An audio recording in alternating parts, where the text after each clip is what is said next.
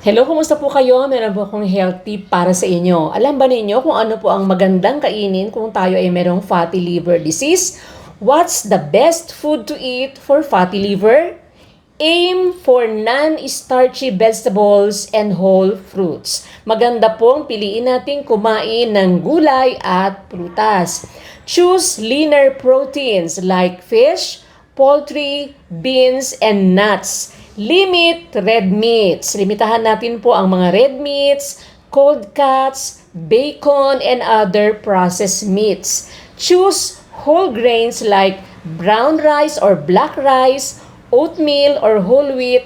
Yan po ang ating piliing kainin. Kung meron tayong fatty liver disease, makakatulong po yon. Kumain tayo ng gulay, prutas, yung mga leaner protein like fish, poultry, beans, and nuts, at limitahan natin ang mga red meats, cold cuts, bacon, and processed meats. Kung kakain tayo ng kanin, piliin natin ang black rice or brown rice o kaya oatmeal and whole wheat. Makakatulong po yon sa merong fatty liver disease. Salamat po. Sana may natutuhan kayo. Don't forget to comment, follow, and share.